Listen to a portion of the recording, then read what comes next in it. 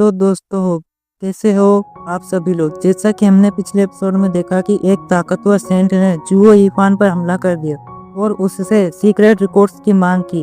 इस वजह से जुओ यीफान ने सेंट के सामने 9 सेंट की सीक्रेट रिकॉर्ड्स और डीमन एम्परर की लेगेसी को धूल में बदल दिया और खुद को सेल्फ डिस्ट्रक्ट कर लिया।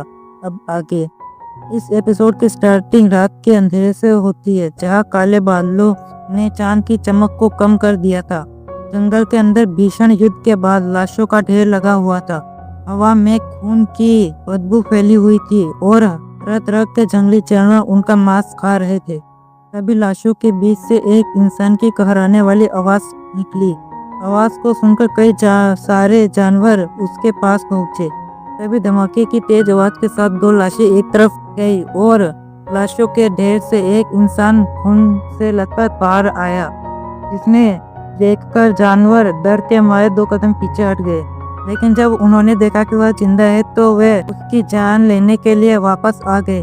लेकिन उस इंसान को खतरे का कोई आभास नहीं हुआ और वह वही बैठा रहा।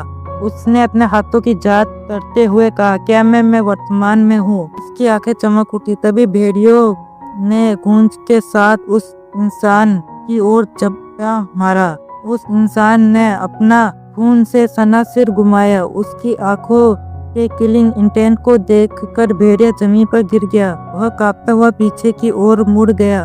बाकी के जानवरों ने उस इंसान की डेमोनिक आंखों को देखा तो वे भी भागने की कोशिश करने लगे। उस इंसान के वीक अपीयरेंस के बावजूद जानवरों को उससे खतरा महसूस हो रहा था।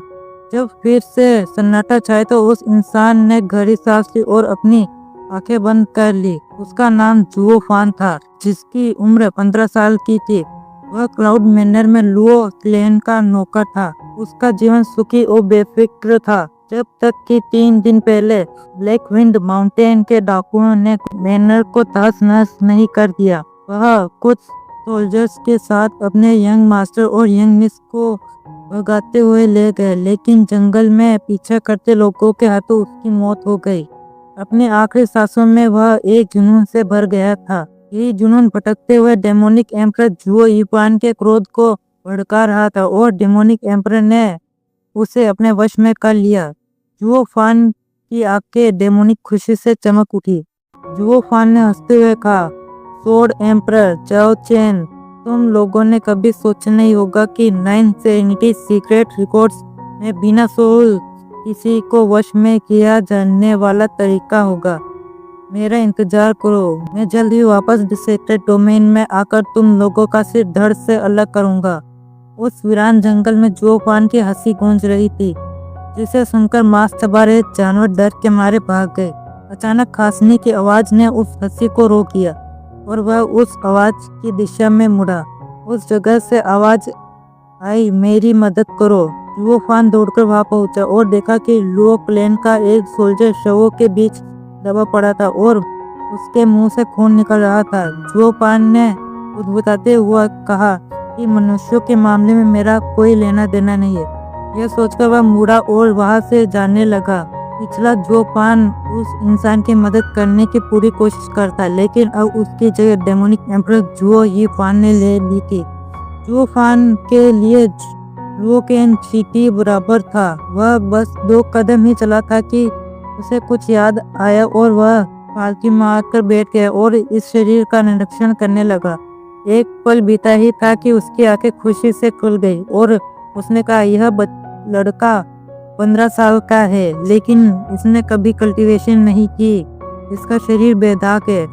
मार्शल एम्परर कॉन्टिनेंट में ज्यादातर लोग कल्टीवेशन करते थे, यहाँ तक कि किसानों के पास भी फाउंडेशन एस्टेब्लिशमेंट स्टेज की फर्स्ट या सेकंड लेयर होती थी। 15 साल का ऐसा इंसान ढूंढना जिसने कभी कल्टीवेशन नहीं की हो काफी रेयर होता है। 9 सेरेनिटी सीक्रेट रिकॉर्ड्स के सबसे strongest cultivation method human transformation art, जो दूसरों की कल्टीवेशन का इस्तेमाल कर अर्थ एंड हेवन को डिवोर कर इस दुनिया के हाईएस्ट पावर रियलम को हासिल करने में मदद करता है। इसकी ट्रेनिंग के लिए प्योर बॉडी की जरूरत होती है। यह कल्टीवेशन मेथड 9 सेरेनिटीज एम्परर को एम्परर स्टेज पर पहुंचने के बाद समझ आई। जब वह अपनी कल्टीवेशन को डिस्ट्रॉय कर वापस नए सिरे से शुरू करने के बारे में सोच रहे थे, तभी उन्हें बाकी के एम्परर स्टेज एक्सपर्ट के हाथों सफर झेलना पड़ा। एंशियंट टाइम में टॉप 3 पावरफुल एम्परर में से एक 970 एम्परर भी थे। उन्हें ही अपनी कल्टीवेशन दोबारा शुरू करने के लिए इस कल्टीवेशन मेथड को काफी ज्यादा पावरफुल होना चाहिए। हो सकता है कि यह हेमन रेंग के कल्टीवेशन मेथड से भी ज्यादा पावरफुल हो। जैसे ही जुओ यीफान को यह मेथड मिला तो उसने अपने अगले कदम के बारे में सोचना शुरू कर दिया। इससे पहले कि वह कोई डिसीजन लेता था तो एम्परर और जाओ चेन ने उसे इस रास्ते पर चलने के लिए मजबूर कर दिया। प्योर बॉडी के साथ इस मेथड का इफेक्ट काफी ज्यादा होगा। तभी जुओ फान गार्ड के पास वापस गया और उसको लाशों के ढेर से बाहर निकाला। गार्ड मुस्कुराए और कहा, तुम तो जुओ फान हो ना? शुक्रिया, जब हम वापस मिलेंगे तो मैं तुम्हारे पैसा चुका दूंगा। गार्ड के बात सुनकर जुओ फान ने हंसकर कहा, जब आप अभी दे सकते हैं तो इंतजार क्यों करना? यह कहकर जुओ फान ने अपने मुंह के एक कोने को ऊपर करते हुए एक अजीब सी मुस्कान बिखेरी। यह सुनकर गार्ड के दिल में ठंडक दौड़ गई, क्योंकि गार्ड और जुओ फान एक ही क्लेन के थे, इसलिए जुओ फान को उसने पहली बार नहीं देखा था, लेकिन उसके चेहरे पर इतना भयानक वो पहली बार देख रहा था। यह कुछ ऐसा था जैसे कोई भेड़िया खरगोश पर नजर गड़ाए बैठा हो। गार्ड सतर्क हो गया और उसने पूछा, जुओ फान तुम क्या करने जा रहे हो? जुओ फान ने उसे अनदेखा कर मुस्कुराता हुआ बुदबुदाता रहा, not bad, second layer of की condensation cultivation solid foundation material है। दोस्तों, मैं वीडियो में आगे बढ़ने से पहले आपको डीमन ट्रांसफॉर्मेशन आर्ट के बारे में कुछ बता देता हूँ। नॉर्मल कल्टीवेटर आसपास की शक्तियों को सोख कर अपनी कल्टीवेशन लेवल अपग्रेड करते हैं, लेकिन डीमन ट्रांसफॉर्मेशन आर्ट लोगों की कल्टीवेशन को सोख कर डीमन ट्रांसफॉर्मेशन आर्ट का इस्तेमाल करने वाले कल्टीवेटर को ताकतवर बना देती है। लेकिन कोई नॉर्मल कल्टीवेटर दूसरों की कल्टीवेशन नहीं सोख सकता, जबकि निशाना इतना जख्मी हो कि वह हिल भी ना सके। यही कारण है कि जुओ यीफान अपनी कल्टीवेशन को डिस्ट्रॉय करने को लेकर कोई फैसला नहीं ले पा रहा था। अगर यह डीमन आर्ट काम नहीं करता तो जाओ यीफान को एक मोर्टल बनकर ही रहना पड़ता है। इसी वजह से उस समय के 970 एम्परर भी हिचक रहा था, लेकिन फिर भी वह एक नए शरीर के साथ यहाँ था। ये सब लक से ही मिलता है। जुओ फैन को खुद को ऐसे देखता देख गार्ड साम गया और उसने चिल्लाते हुए कहा, तुम जुओ फान नहीं हो। यह सुनकर जुओ यीफान ने हंसते हुए कहा, हा, सही कहा, मैं जुओ फान नहीं बल्कि 8 एम्परर में से एक डिमोनिक एम्परर जुओ यीफान हूँ।